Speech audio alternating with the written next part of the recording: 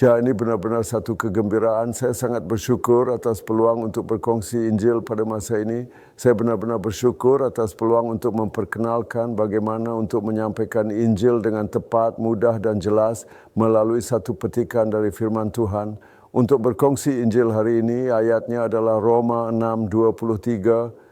Buah dosa adalah kematian, tetapi pemberian Tuhan adalah kehidupan abadi dalam Kristus Yesus Tuhan kita, katanya. Di sini ada seorang dan satu orang di sini juga dapat mewakili semua orang. Jika sekebalikan terdapat Tuhan, orang ini ingin keselamatan, tetapi untuk orang ini mencapai keselamatan, mereka mesti menyeberangi jurang yang dalam ini, bertemu dengan Tuhan, dan hanya kemudian mereka boleh menerima keselamatan, yaitu kehidupan kekal sebagai hadiah. Totes Yesunka dia no harus menyelesaikan masalah dulu. Tetapi menurut mesej hari ini, ia mengatakan bahawa upah dosa ialah kematian. Sangat penting untuk memahami apa itu dosa. Apabila kita mula memahami masalah dosa, kita boleh mencari jalan penyelesaiannya. Orang berfikir, saya telah berdosa. Apabila kita menyebut pendosa, kita sering terfikir tentang seseorang yang ditangkap kerana melakukan jenayah dan dihantar ke penjara atau dijatuhi hukuman. Namun yang penting adalah dosa bermula dari dalam diri kita. Maksudnya bergantung pada pemikiran kita, dosa muncul. Sebagai contoh, kita mencuri barang milik orang lain untuk kepentingan diri sendiri. Ini jelas permulaan dosa. Pencuri kecil menjadi pencuri besar, ini menggambarkan sifat dosa. Juga kadang-kadang kita berbohong kepada orang lain, harus ada alasan yang jelas untuk itu. Dan juga kita mengkritik orang lain dengan kata-kata dan bahkan membunuh orang dengan kata-kata. Kadang-kala ia boleh meragut nyawa seseorang. Jika difikirkan bermula dari fikiran kita, perkara seperti mencuri barang orang lain, berbohong untuk keuntungan pribadi atau mengkritik orang lain. Jika anda meluangkan masa untuk memikirkannya, untuk siapa anda lakukannya. Inilah apa yang dikatakan sebagai dosa. Melakukan segalanya untuk diri saya, untuk keuntungan saya dan untuk tujuan saya. Tetapi dari mana akar dosa bermula? Ia bukan dari orang lain. Ia datang dari dalam diri saya, dari pemikiran saya sendiri. Kerana saya berfikir demikian, ia terzahir dalam tindakan. Dengan kata lain, dosa ini adalah berfikir bahawa saya adalah pemilik apabila sebenarnya saya bukan pemilik sebenar.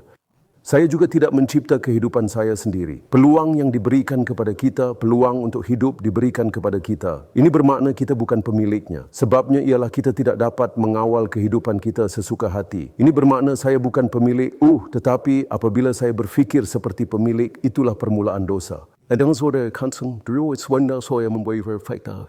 Ia banyak sesuatu yang benar dalam fadina saya, orang mitrak saya, ia pun menjadi punca dosa. Sekarang dikatakan bahawa benih dosa bertunas dan apa yang dimaksudkan dengan bertunas adalah melakukan dosa dan akibatnya. Apabila anda melakukan dosa, anda melakukannya lagi. Dan apakah akibat dari melakukan dosa yang tak terhitung jumlahnya tanpa menyedarinya? Apabila kita melakukan dosa, kita mengucapkan dosa tersebut. Kita melakukan dosa tanpa menyedari. Tetapi pasti ada harga yang perlu dibayar. Harga itu adalah kematian. Oleh itu, upah dosa adalah kematian. Kematian.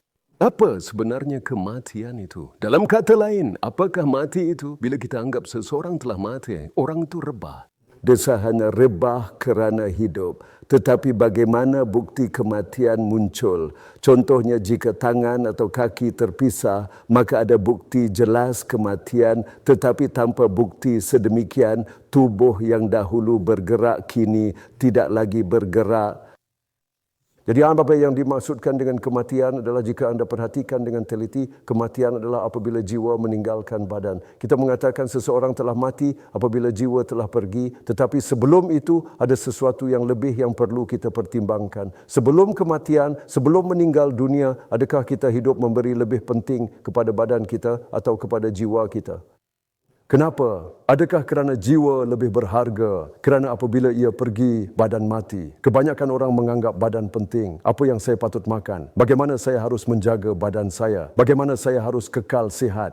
Namun saya tidak banyak minat terhadap jiwa, tetapi benar-benar pada masa ini kita dapat memahami betapa pentingnya jiwa. Dan di sini kematian adalah ketika jiwa meninggalkan badan. Maksudnya ia berpisah. kematian ialah pemisahan. Walaupun manapun apa yang perlu kita fikirkan di sini ialah semua orang yang hidup tanpa hubungan dengan Tuhan kelihatan hidup. Tetapi mereka sebenarnya sudah mati. Kenapa begitu? Kita sedang menjalani kehidupan dengan had masa kerana kita terpisah dari Tuhan. Kita sudah hidup tetapi tinggal dalam tubuh yang mati atau bakal mati. Apakah puncanya? Kerana mereka terpisah dari Tuhan, ia adalah kematian rohani. Adakah ini pengakhiran apabila kita melakukan dosa, membayarnya dan berdiri di tempat kematian sebagai akibatnya? Orang kita apabila kita melihat kata-kata ini, ia bukanlah pengakhiran. Kita akan dihakimi berdasarkan cara hidup kita selepas itu. Apakah keputusan penghakiman itu? Kami tahu dengan jelas, walaupun seseorang perlu berbuat baik, kerana orang telah hidup untuk diri mereka sendiri, keputusan penghakiman adalah bahawa semua orang tidak dapat dielakkan pergi ke neraka. Takdir itu sendiri hanya boleh membawa ke neraka. Di sini bagaimanapun upah dosa adalah kematian, tetapi hadiah daripada Tuhan adalah seperti ini. Tetapi adakah Tuhan kita benar-benar merancang untuk kita hidup seperti ini apabila Dia menciptakan kita? Sama sekali tidak. Kita perlu mengenal Tuhan. Kita benar-benar perlu mengenal hati Tuhan. Jadi Tuhan ingin memberikan hadiah kehidupan abadi dalam Kristus Yesus Tuhan kita. Tuhan mahu memberikan hadiah ini. Apakah hadiah itu? Ia adalah kehidupan yang kekal. Bukan kehidupan sementara dengan had masa, tetapi kehidupan yang kekal. Kita boleh menyebutnya syurga. Di sini kita boleh bertanya kepada anda secara langsung. Pada saat ini kita berada di tempat di mana kita boleh membuat pilihan. Adakah anda ingin pergi ke neraka selepas menerima hukuman mati, pembalasan dosa? Atau adakah anda mahu menerima hadiah yang Tuhan berikan hari ini seperti yang anda katakan untuk benar-benar memasuki kehidupan kekal, kerajaan Tuhan, syurga dan hidup bersama Tuhan selama-lamanya? Itu bergantung pada pilihan kita. Hari ini jika begitu, mari kita fikirkan di sini. Orang rasa agak pelik tinggal di tanah ini. Kenapa hidup dengan cara ini begitu sukar? Betul. Di tengah penyakit, di tengah kesakitan, tidak kira sekeras mana kita berusaha dan berpenat lelah, beban kehidupan ini terlalu berat. Betul kan? Jadi ada cara untuk mendapatkan keselamatan dan anda tertanya-tanya bagaimana anda boleh diselamatkan. Jadi pada mulanya orang melakukan perbuatan baik, bukan? Terdapat begitu ramai orang yang cuba melakukan perkara baik dalam pelbagai cara. Tetapi masalahnya ialah bolehkah anda mencapai keselamatan melalui perbuatan baik ini? Dalam arti kata lain, bolehkah seseorang menemui Tuhan melalui perbuatan baik? Jawapannya ialah tidak. Kenapa? Kerana masalah asas tidak diselesaikan. Juga setengah orang mencari kepuasan. Bagaimana kita dapat mencapai keselamatan dengan menjalani kehidupan yang berjaya, memperoleh pahala melalui kehidupan itu dan akhirnya berdiri di hadapan Tuhan. Tetapi walaupun dengan pencapaian ini, masalah asas tidak dapat diselesaikan. Walaupun dengan merit, adalah mustahil untuk menerima rahmat keselamatan di hadapan Tuhan. Kemudian, orang beralih kepada falsafah. Saya juga banyak berfikir tentang falsafah. Walaupun saya bukan jurusan falsafah di sekolah. Mungkin setiap orang muda memikirkannya sekurang-kurangnya sekali. Apakah kehidupan sebenarnya? Apakah asal-usul segala sesuatu? Bagaimana masalah boleh diselesaikan? Dari mana kita datang dan ke mana kita pergi dan sebagainya? Mereka mempunyai banyak pemikiran. Ramai ahli falsafah telah muncul.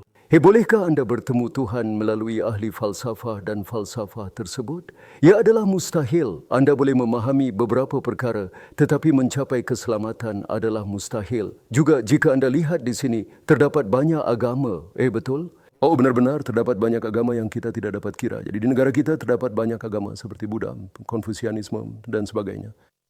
Satu perkara tentang agama ialah mereka menceritakan banyak kisah yang baik. Sangat jarang mereka berkata bunuh orang. Ini adalah perbezaan utama antara Kristian dan banyak agama lain.